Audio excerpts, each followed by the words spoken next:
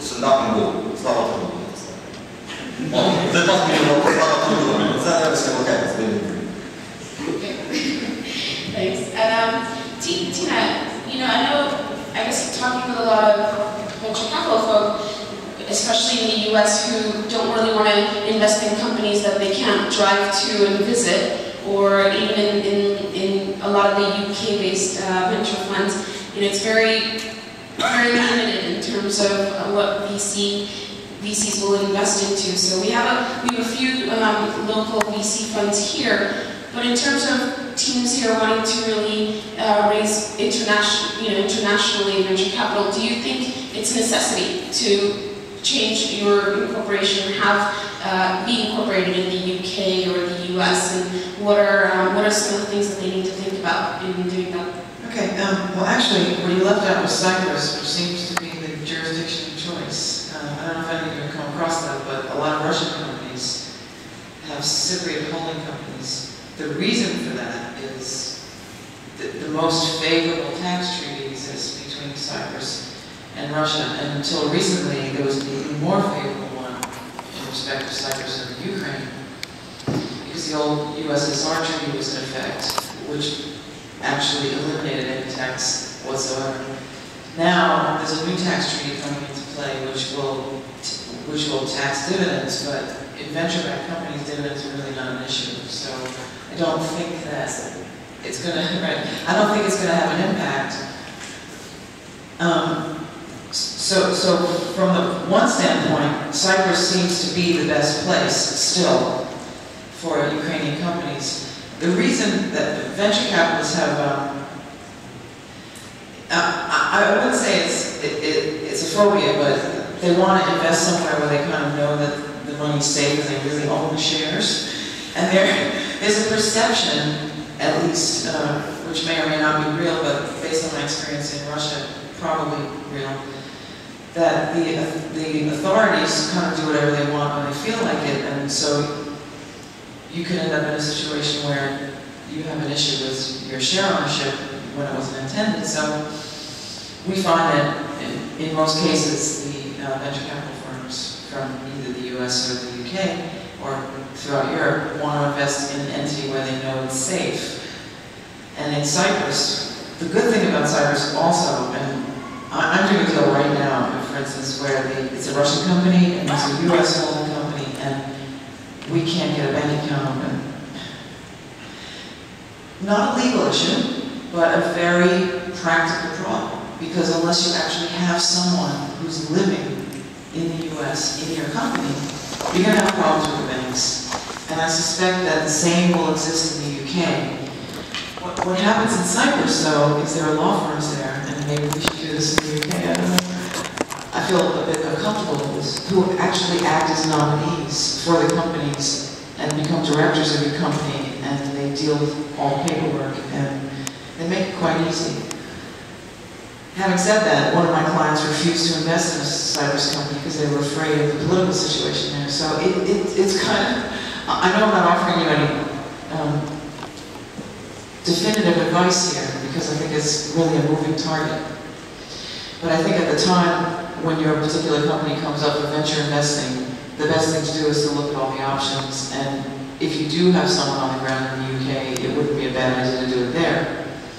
Because Cyprus, although you can hire people, you still have to have 2 Cypriot directors, and there's a lot more. In the UK and the US, there are no requirements for any of that stuff, and it's a lot easier to do business. I don't know if that was helpful or not. I think it is helpful. I mean, it's a very specific issue, so for each of your companies, you can certainly talk to Tina a little bit more afterwards. Max, do you have any input on that in terms of will you guys invest sort of in, directly in Ukraine or Russia, or do you need companies to be incorporated in the UK or US? So we don't currently have any Central Eastern European investments, so we don't invest in Russia. What I can say is that every VC will tell you as long as the company is good enough, they will do anything. It's usually not true. So if you're on the safe, if you want to be on the safe side, why not have an intermediary vehicle that either holds shares in your UK-based company or you relocate there. There's very favorable tax treatment for young entrepreneurs in the UK. I think it's not a bad place to be. On the other hand, we're really invested in Ukraine, so I'm not going to advocate that you guys all relocate there either. No, that's you know, but it's a real issue, right? So I wanted to bring that up.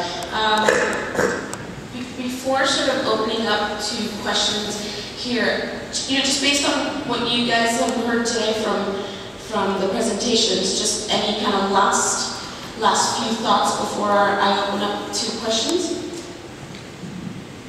From my point of view, I think that the key thing for you guys should be to obviously make the most of this opportunity to ask questions. And as we're here, I don't know how many times you get the chance to have this kind of engagement with people from the UK, US, and other places like this.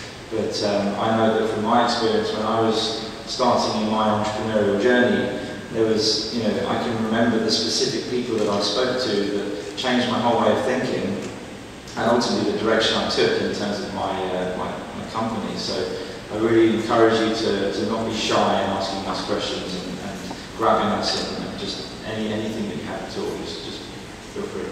Well, perfect. On that note, then, or unless you guys have something else to add. No? Okay. Why don't we open up to questions from the audience? Yeah.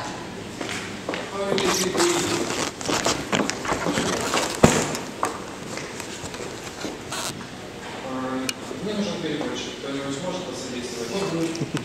Давайте. Значит, вопрос заключается в чем? I'll just assist in communication.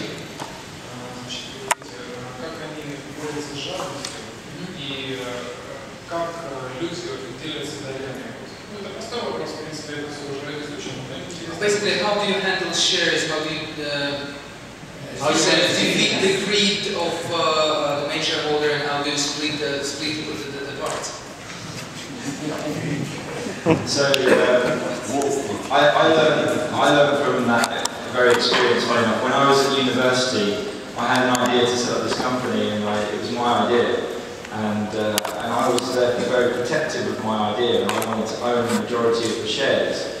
What you get into the danger of thinking is that you need to own 90 or 100% of something which is actually worth nothing. It's much better to start with the right people and be a bit more generous at the beginning. And basically what happened with that business is nothing, because we didn't have enough people incentivized to actually join the team to make it happen. So, so when it came to the idea of Wayne, my business partner and good friend Jerome called me up and said I had this idea. And it was literally just an idea that he'd envisioned and talked to a few people about. But when I was saying we should do this, it was very important for me personally that we were on equal terms. Just because it was his initial spark, I didn't want him to feel like he had a majority of this new initiative that we had literally not done anything about. So we went 50-50 from day one.